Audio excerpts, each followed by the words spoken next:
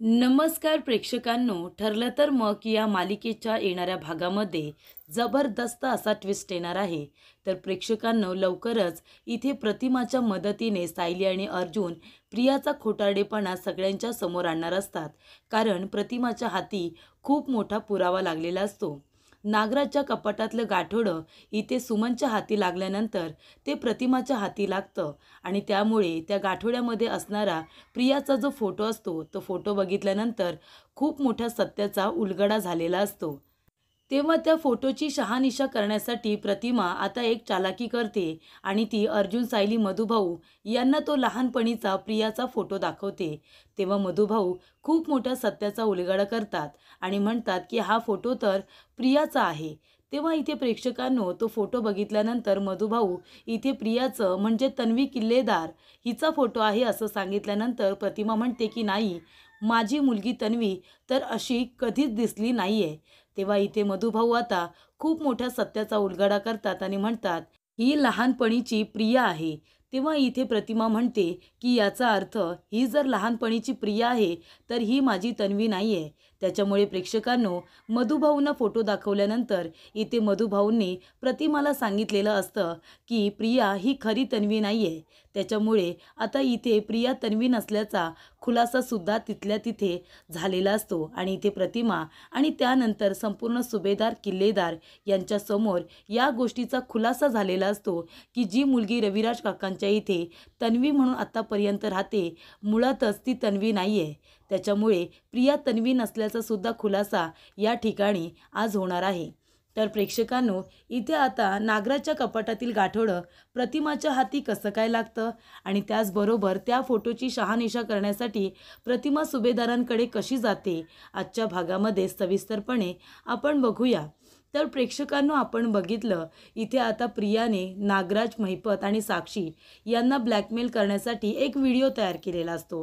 त्या व्हिडिओमध्ये प्रिया म्हणालेली असते की महिपत, साक्षी आणि नागराज यांनी मला धमकी दिलेली आहे जीवे मारण्याची आणि त्यांनी माझ्याकडून कोर्टामध्ये मधुभाऊंच्या विरोधामध्ये खोटी साक्षसुद्धा घेतली.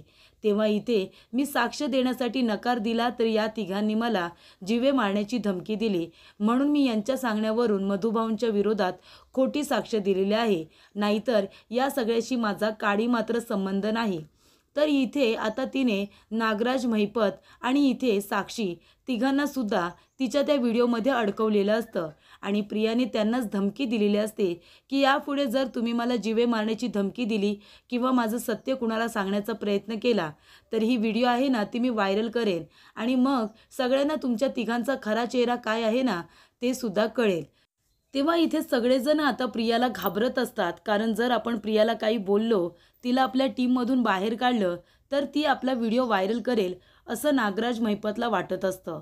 त्यानंतर प्रेक्षकांना आपण बघितलं, साक्षी आता 3 महिन्यासाठी का होईना पण जेलमध्ये गेली आहे आणि आता अर्जुनने तिला असं काही जेलमध्ये पाठवलं आहे तर इथे तिचा जामीनसुद्धा होऊ शकत नाही.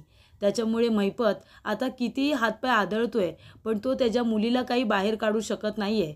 त्याच्यामुळे इथे आता महिपतने एकच मोठा प्लॅन केला आहे आणि ते म्हणजे मधुभाऊंना मारायचं, त्यांच्याकडून सुसाईड नोट लिहून घ्यायची की हे सगळं माझ्यामुळे झालं आहे, मी खूप गिल्टी आहे की इथे साक्षी माझ्यामुळे अडकली आहे आणि त्याच्यावरती त्या म्हाताऱ्याची सही घ्यायची.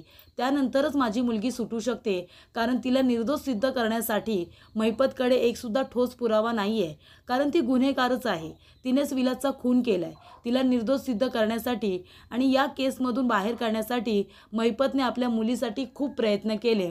जज साहेबांपासून ते साक्षीदारांपर्यंत, वकिलांपासून ते अगदी खोटे पुराव्यांपर्यंत सगळ्यांना त्याने विकत घेतलं. खरे पुरावे नष्ट केले, जाळून टाकले, स्टोर रूमला आग लावली. अगदी इथपर्यंत महिपतने जे जमलं ते सगळं केलं. पण शेवटीला सत्य हे नेहमी जिंकतच असतं. त्यामुळे अर्जुन याने वेळोवेळी सत्याची कास धरत मधुभाऊंची केस लढलेली आहे आणि त्यामुळे साक्षीने सादर केलेले साक्षी, पुरावे हे सगळे खोटे आहेत हे सुद्धा अर्जुनने सिद्ध केलेलं आहे। त्यामुळे आता साक्षी 3 महिन्यासाठी जेलमध्ये गेले आणि इथे अर्जुन आता साक्षी कायमची जेलमध्ये जायला हवी, तिला जन्मठेप व्हायला हवी आणि तिला फाशीची शिक्षासुद्धा व्हायला हवी, कारण तिने विलाचा खून केलाय। हा तिने मोठा गुन्हा तर केलाय, पण एका माणसाला विनाकारण, तो निर्दोष असताना सुद्धा त्याला इथे जेलमध्ये सडवलंय, ते सुद्धा 2 वर्ष, आणि त्याच्यावरती खोटा आरोपसुद्धा केलाय। त्याच्यामुळे इथे साक्षी खूपच मोठी गुन्हेगार आहे। तेव्हा अर्जुनला तिला काही करून आता फाशीची शिक्षा सुनवायची आहे आणि त्याने इथे महिपतला सुद्धा चॅलेंज केलंय की तुझ्या मुलीचा आता फोटो लागणार आहे तुझ्या घराच्या भिंतीवरती आणि लवकरच तू त्या फोटोला हार घालणार आहेस, आणि जोपर्यंत ते मी करत नाही ना तोपर्यंत मी स्वस्थ बसणार नाहीये। तेव्हापासून इथे महिपतची झोपच उडाली आहे। तो म्हणत असतो की नागराज शेठ, हा अर्जुन आहे ना, माझ्या मुलीला आता जन्मठेपेची शिक्षा सुनावणार, त्याआधी मला काही करून आता त्या म्हाताऱ्याचा काटा काढायला हवा, नाहीतर माझी मुलगी जेलमध्ये सडणार, ती काही बाहेर येणार नाहीये। तेव्हा इथे आता त्या प्रियाने अश्विनबरोबर लग्न केलंय ना, तिला सांगा त्याच्यावरती लक्ष ठेवायला, अर्जुन आणि सायलीवरती। माझ्या मुलीच्या विरोधामध्ये कुठले कुठले पुरावे गोळा करतायत ना ते आपल्याला सांगायला सांगा। नुसतं दाराला कान लावून बसायला सांगू नका, तर त्यांचं बोलणंसुद्धा ऐकायला सांगा आणि ते काय पुरावे गोळा करतायत ते आपल्यापर्यंत पोचवायला सांगा। म्हणजे ते पुरावे आपण नष्ट करू आणि काही ना काहीतरी आपण करत राहू।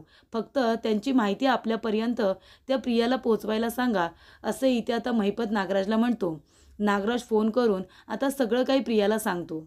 प्रियाने त्यांना ब्लॅकमेल करण्यासाठी जो व्हिडिओ तयार केलेला असतो तो तिच्याकडे असतोच, पण आता प्रियाला सुद्धा इथे नागराजने ब्लॅकमेल केलेलं असतं, कारण इथे प्रियाने आश्रमामधून तिचं गाठोडं आणलेलं असतं, जेणेकरून ते गाठोडं कुणाच्या हातात लागू नये, जेणेकरून गाठोडं तिने आश्रमालाही गायब केलेलं असतं आणि आपल्या कपाटामध्ये ठेवलेलं असतं वावरते। त्यामुळे आता ती प्रिया आहे हे कुणालाही कळता कामा नये, म्हणून तिने इथे आता तिचं गाठोडं आणून कपाटामध्ये ठेवलेलं असतं। तेव्हा इथे त्या वस्तू, त्या सगळ्या गोष्टी तिला आता डिस्ट्रॉय करायच्या असतात, कारण तिने आता सायलीच्या ज्या काही वस्तू असतात त्या तन्वीच्या वस्तू म्हणून तिने दाखवलेल्या असतात, स्वतःच्या वस्तू म्हणून दाखवलेल्या असतात। मग जर कुणी विचारलं की मग सायलीचं गाठोडं कुठे आहे, तर मग स्वतःचं गाठोडं हे सायलीचं गाठोडं म्हणून तिला दाखवायचं असतं, म्हणून ती ते डिस्ट्रॉयसुद्धा करू शकत नसते।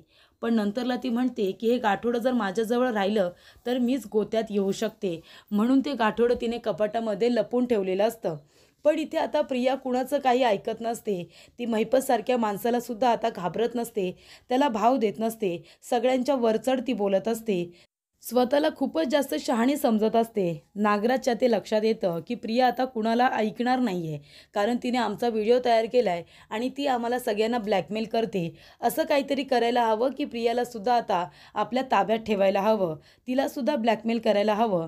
आणि येथे नागराज एक प्लॅन करतो, तिचं गाठोडं चोरतो आणि स्वतःकडे ठेवतो। तेव्हा इथे प्रियाला त्याने आता घाबरवलेलं असतं की हे गाठोडं आहे ना, जर तू आम्हाला त्रास देण्याचा प्रयत्न केलास, आमचं नाव कुणाला सांगितलंस, आमचं काम केलं नाहीस, तर हे गाठोडं दाखवायला मला अजिबात वेळ लागणार नाहीये, कारण का याच्यामध्ये तुझ्या लहानपणीच्या आठवणी आहेत, हा तुझा फोटो आहे आणि तू जेव्हा मधुभाऊंना सापडली होतीस ना तेव्हाची तारीखसुद्धा आहे।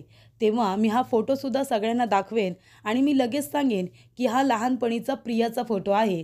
नाहीतर एक काम करूया ना, मधुभाऊंना घरी जेवायलाच बोलूया, कारण आमच्या घरी आहे ना सगळीकडे लहानपणीच्या तन्वीचे फोटो आहेत, आणि जेव्हा मधुभाऊ लहानपणीच्या तन्वीचे फोटो बघतील ना तेव्हा मधुभाऊ काय म्हणतील, अरे चा, ही तर माझी लहानपणीची साऊ आहे, बरोबर की नाही? मग तेव्हा सगळ्यांना कळेल की लहानपणीची तन्वी ही जर सायली आहे म्हणजे सायलीच खरी तन्वी आहे, बरोबर की नाही? तेव्हा प्रिया म्हणते असं करू नका, तुम्ही सांगितलेलं मी सगळं ऐकेन, मी सगळं ऐकेन तुमचं, तुम्ही बोलाल तसंच करेन। तुम्हाला त्या सुभेदारांची प्रॉपर्टी हवी आहे ना, मी काहीतरी करेन, त्या घरामध्ये जाईन आणि तुम्हाला सगळी प्रॉपर्टी मिळवून देईन, फक्त माझं सत्य तुम्ही कुणालाही सांगू नका। तेव्हा इथे नागराज म्हणतो आता जास्त शहाणपणा करायचा नाही, कारण तुझी सगळी आता पापं आणि त्याचा हिशोब आहे ना माझ्याकडे आहे, आता तो सगळीकडे करायला मला वेळ लागणार नाही आहे। त्यानंतर इथे प्रेक्षकांनो आता प्रिया ही पूर्णपणे फसलेली असते आणि म्हणूनच तिने आता अश्विनबरोबर घाईघाईने लग्नाचा निर्णय घेतलेला असतो. कारण तिला आता सुभेदारांच्या घरामध्ये जर यायचं असेल तर अश्विन हा एकमेव मार्ग असतो. कारण अर्जुनबरोबर लग्न मोडल्यानंतर इथे आता रविराज काकांनी तिला सांगितलेलं असतं की सुभेदारांच्या घरामध्ये पाऊलसुद्धा ठेवायचं नाही. मग आता सुभेदारांच्या घरामध्ये नक्की चाललंय काय, अर्जुन साक्षीच्या विरोधात काय पुरावे गोळा करतोय हे तिला कळणार कसं. तेव्हा ती अश्विनबरोबर लग्न करते आणि एकदाच सुभेदारांच्या घरामध्ये राहण्याचं लायसन्स मिळवते आणि ती गोड बोलून इथे आता अर्जुन आणि सायलीच्या विरोधामध्ये संपूर्ण कुटुंबाला सुद्धा करण्याचा प्रयत्न करत असते. आणि इथे अर्जुन आता काय पुरावे गोळा करतोय साक्षीच्या विरोधामध्ये ते सुद्धा माहीत करून घेण्याचा प्रयत्न तिचा चालूच असतो. तेव्हा इथे अर्जुन सायलीला सुद्धा कळलेलं असतं की आता ही प्रिया आपल्या घरामध्ये आली आहे, नक्कीच काहीतरी ती नुकसान करण्याचा प्रयत्न करेल. तेव्हा दोघेही सगळे पुरावे वगैरे लपून ठेवत असतात. अगदी बाहेर जाताना रूमला लॉक करून जात असतात, कारण त्या दोघांचा प्रियावरती अजिबात विश्वास नाही आहे. त्यानंतर प्रेक्षकांनो इकडे आता एक महत्त्वाची घटना घडलेली असते. नागराज आता प्रिया लग्न करून सुभेदारांच्या घरी आल्यामुळे जे तिचं गाठोडं असतं ते आता महिपतकडून घेऊन येतो आणि स्वतःच्या रूममध्ये कपाटामध्ये ठेवून देतो. कपाटामध्ये ते गाठोडं ठेवतो आणि त्याच्यावरती इथे आता सुमनच्या ज्या काही साड्या असतात त्या आजूबाजूला लावून ठेवतो, जेणेकरून ते गाठोडं कुणालाही दिसू नये. पण प्रेक्षकांनो इथे सुमन आता घरामध्ये काम तिचं झाल्यानंतर ती कपाट लावायला घेते. तेव्हा तिथे प्रतिमासुद्धा येते. प्रतिमा म्हणते, सुमन काय करतेस गं? अगं मला पण कंटाळा आला म्हणून तुझ्याजवळ जरा गप्पा मारायला आली, तुला चालेल ना? तेव्हा सुमन म्हणते, वहिनी अहो हे काय बोलणं झालं का? तुम्ही इथे बसा बरं, तुमच्यासाठी काही खायला आणू का? तेव्हा इथे प्रतिमा म्हणते, नाही नको, तू काम कर, मी तुला मदत करते. तेव्हा सुमन म्हणते, वहिनी तुम्ही कशाला मदत करताय? तुम्ही फक्त बसा, माझ्याबरोबर गप्पा मारा, मी आता हे कपाट लावते. हो खूप दिवस झाले साड्या व्यवस्थित लावल्याच नाही आहेत आणि ह्यांचे पण कपडे बघा ना कसे खालीवरती झालेत. त्यानंतर प्रेक्षकांनो इथे आता सुमन सगळ्या साड्या वगैरे काढत असते आणि प्रतिमा घड्या करत असते. तेव्हा ते गाठोडं जे आता इथे नागराजने मागच्या बाजूला ठेवलेलं असतं ते खाली पडतं, कारण त्याला हँगर लागतो आणि ते गाठोडं खाली पडलेलं असतं. तेव्हा प्रतिमा म्हणते, सुमन हे काय आहे गं लाल कपड्यामध्ये? तेव्हा सुमन म्हणते, वहिनी मला पण माहिती नाही आहे, यांनी काही ठेवलं असेल का महत्त्वाचं? तेव्हा प्रतिमा म्हणते, अगं पण काय असेल याच्यात? तेव्हा सुमन म्हणते, बघूया काय? तेव्हा प्रतिमा म्हणते, उघडून बघ त्याच्यामध्ये काय आहे. तर त्याच्यामध्ये प्रियाच्या लहानपणीच्या काही वस्तू असतात आणि त्याच्यामध्ये प्रियाच्या लहानपणीचा फोटो असतो. तेव्हा इथे आता प्रतिमा म्हणत असते की ह्या काय आपल्या लहानपणीच्या तन्वीच्या वस्तू आहेत का? तेव्हा सुमन म्हणते, वहिनी मला तर अजिबात आठवत नाही हो, म्हणजे आपली तन्वी जेव्हा लहान होती तेव्हा तिच्याकडे अशी कुठली खेळणी होती का? मला तर नाही आठवत, कारण ती प्रियाचं गाठोडं असतं, त्याच्यामध्ये प्रियाचा फोटो असतो. तेव्हा इकडे प्रतिमा म्हणते की एक काम करू का मी? मला तर हे गाठोडं आहे ना आश्रमातलं वाटतं आहे, बरोबर की नाही? कारण मी सायलीला वगैरे बोलताना ऐकलं आहे आश्रमातली गाठोडी. तेव्हा हा फोटो मी बघू का? हा फोटो नक्की कुणाचा आहे ना हे मी सायलीला विचारते, कारण सायलीला लहानपणापासूनची ते आत्तापर्यंतची सगळी मुलं माहिती आहेत. तेव्हा एक काम कर, बाकीचं गाठोडं तू तिथेच बांधून ठेव आणि हा फोटो मी माझ्याकडे ठेवते. तेव्हा इथे प्रेक्षकांनो आता प्रतिमाला सुद्धा डाऊट आलेला असतो. ती फोटो ती आपल्याजवळ ठेवून घेते आणि ती म्हणते की जेव्हा मी सायलीकडे जाईन ना तेव्हा मी हा फोटो सायलीला दाखवते. पण सुमन तू नागराजला तोपर्यंत काही सांगू नकोस हा. मी एकदा का हा फोटो सायलीला दाखवला की मी लगेच पुन्हा तुझ्याकडे आणून देईन, तू त्या गाठोड्यामध्ये ठेवून दे. तेव्हा इथे सुमन म्हणते, हो वहिनी चालेल ना, अहो मी कशाला जाते सांगायला. तेव्हा इथे आता प्रतिमा सुभेदारांच्या घरी येते. प्रियाला भेटायला आली आहे असं ती म्हणत असते. कशी आहेस तन्वी, तिची विचारपूस करते. प्रिया घाबरते, तिला असं वाटतं ही अर्ध्या मेंदूची बाई मागच्या वेळेला मला बोलत होती भांडणं उकरून काढू नको, मोठ्यांना उलटं बोलू नकोस, कुणाच्याही गोष्टींमध्ये लुडबुड करू नको, सायली अर्जुनला त्रास देऊ नको, हे सगळंच बोलत होती. या वेळेला सुद्धा असं काही बोलणार नाही आहे ना? नाहीतर ह्या घरातल्या लोकांच्या समोर माझी काय इमेज असेल? मी सतत आरडाओरडा करते, सतत भांडत असते, हे सगळं माझं सत्य ही बाई आता सांगणार आहे वाटतं. तेव्हा इथे आता तन्वी म्हणत असते की आई तू सहज आलीस का गं? तेव्हा इथे प्रतिमा म्हणत असते, का गं तुला भेटायला आली आहे, नाही यायला पाहिजे होतं का? तेव्हा इथे पूर्णाजी म्हणते, अगं असं काय करतेस? तुझी मुलगी लग्न करून आत्ता या घरामध्ये आली आहे, पण तू या घरची मुलगी आहेस, हे तुझं घर आहे. इथे तन्वीचं जरी हे सासर असलं ना तरीसुद्धा हे तुझं माहेर आहे प्रतिमा. अगं तू इथे फक्त तन्वीला भेटायला येऊ शकत नाहीस, तर तू राहायला येऊ शकतेस. हे घर तुझं आहे, तू कधीही येऊ शकतेस. आणि तन्वी, हा काय प्रश्न विचारणं झालं का? तू सहज आलीस ना, हे तिचं घर आहे, ही कधीही इथे येऊ शकते. पुन्हा माझ्या लेकीला हा असा प्रश्न विचारायचा नाही. आत्तापर्यंत कधी सायलीने विचारलं नाही की तुम्ही सहज आलात की कशा आलात म्हणून. मग तू तिची मुलगी असून कसं काय विचारलास? असा टोमणासुद्धा आता पूर्णाजी इथे आता प्रियाला मारते. त्यानंतर इथे प्रिया गप्पच बसते आणि सायलीकडे बघायला लागते. तेव्हा इथे प्रतिमा म्हणते की सायली, तू कशी आहेस बाळा, आणि मधुभाऊ कसे आहेत? चल मी मधुभाऊंनासुद्धा भेटते.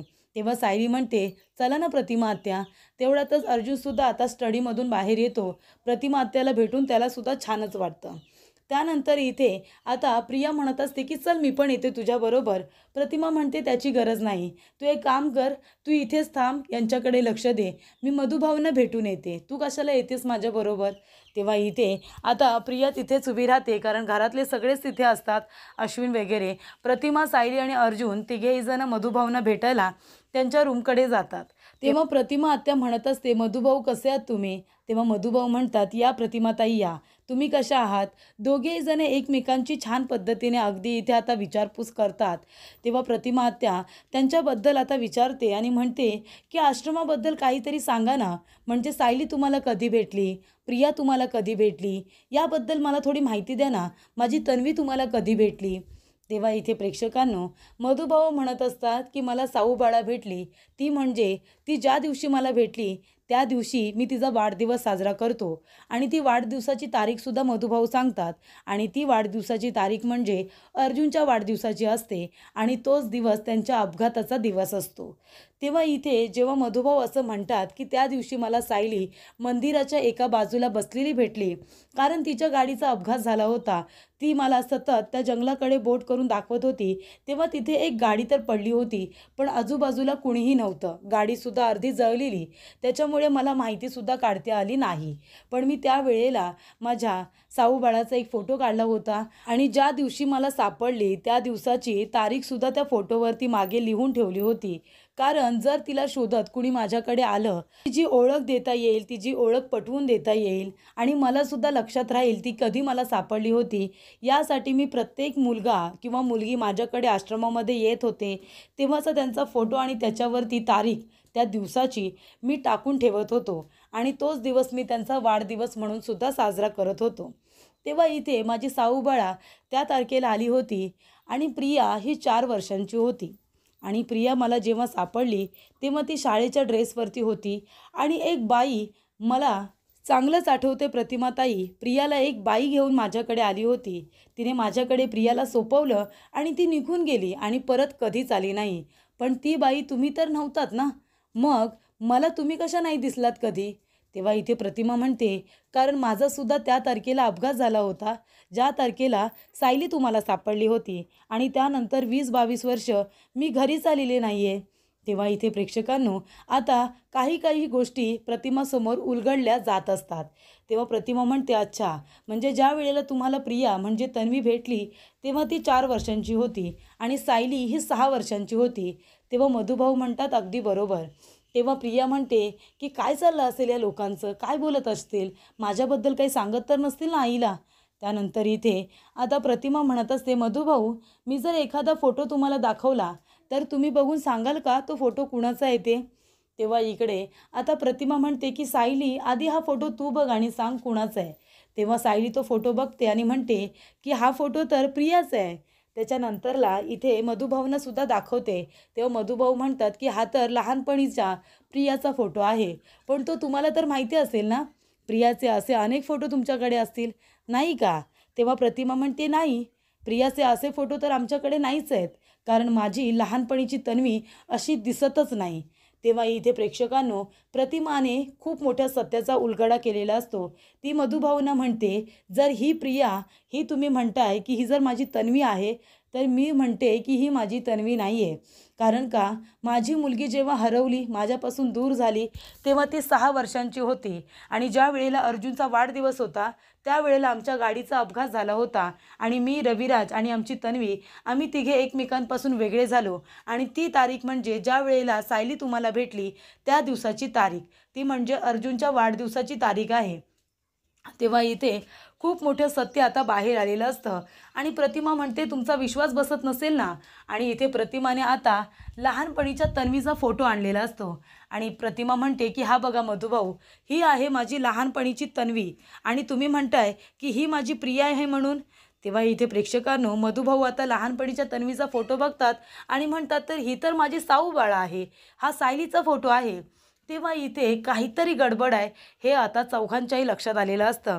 प्रतिमा म्हणते मला वाटलंच होतं, प्रिया माझी तन्वी असूच शकत नाही. तेव्हा मधुभाऊ म्हणतात साऊ बाळा, मी सुद्धा तुला म्हणालो होतो ना की ही प्रिया मला प्रतिमा ताईंची आणि रविराज सरांची मुलगी वाटत नाही म्हणून. तेव्हा प्रेक्षकांनो, इथे आता लहानपणीच्या तन्वीचा फोटो दाखवल्यानंतर इथे खूप मोठ्या सत्याचा उलगडा झालेला असतो. प्रिया ही खरी तन्वी नसल्याचं सत्य मधुभाऊंनी प्रतिमाच्या समोर आणलेलं असतं आणि त्याचबरोबर अर्जुन आणि सायलीला सुद्धा प्रियाचा खोटारडेपणा कळलेला असतो. अशा पद्धतीने इथे आता प्रतिमाने एक फोटो मधुभाऊंना दाखवल्यानंतर खूप मोठ्या सत्याचा उलगडा झालेला असतो.